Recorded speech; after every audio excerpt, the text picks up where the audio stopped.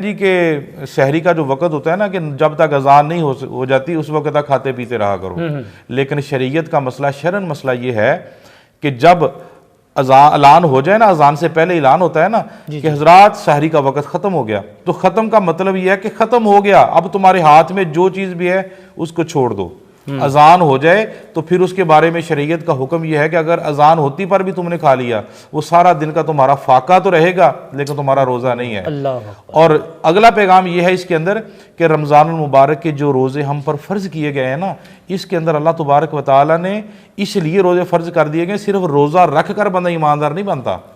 ये नहीं कि बंदा सुबह से सहरी कर ली फिर शाम तक उसने रोज़ा रखा तो माशाल्लाह ईमानदार बन गया। नहीं, रोज़ा जिन चीज़ों से इंसान को रोकता है उसे रुके रहने का नाम रोज़ा है। अच्छा जी, ये भी देखने में आता है, क्योंकि जैसा कि आप फरमा रहे हैं और बिलाशुबा इसमें कोई शक नहीं है कि रोज़ा जो है वो सिर्फ रोज़ा रख लेने का नाम ही नहीं है, या भूखा या प्यासा रहने का नाम नहीं है। अक्सर ये भी सर देखने में आता है कि लोग रोज़ा रख लेते हैं, गुनाह भी उसी तरह कर रहे हैं, रिश्वत भी ले रहे हैं और लोगों पे जुल्म सितम भी उसी तरह ढा रहे हैं। क्या ऐसे लोगों को भी इस रोज़े का कोई फ़ायदा होगा? हाँ, ये तो एक बहुत बड़ी बात है ना कि कोई रिश्वत ले रहा है, कोई गलत काम कर रहा है। आका अलैहिस्सलाम ने झूठ के मतलब कहा। आका अलैहिस्सलाम ने फरमाया जिसने एक झूठ बोला ना रोज़ा रख कर, तो उसका रोज़ा भी जो उसका फाका होगा।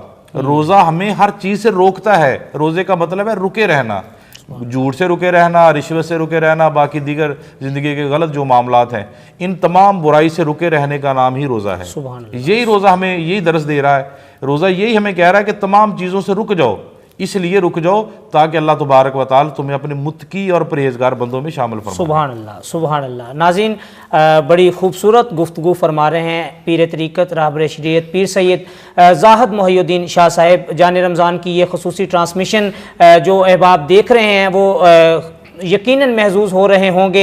आज आपने बता रहे थे किबला शाह साहब के रोज़ा जो है वो सिर्फ भूख और प्यास का नाम नहीं है, बल्कि जो अल्लाह तबारक व तआला की जानिब से अहकामात दिए गए हैं उस पर भी जो अमल करना है वो बहुत ज़रूरी है। किबला शाह जी, ये भी बताइएगा कि रमज़ानुल मुबारक जैसा कि अपने दामन में बहुत सी बरकतें और रहमतें जो है वो रखता है, तो इसकी फ़जीलत और अहमियत के बारे में कुछ प्लीज़ हमें बताइएगा। इसके मतलब नबी करीम सल्लल्लाहु अलैहि वसल्लम की हदीस मुबारक बहकी शरीफ की हदीस है।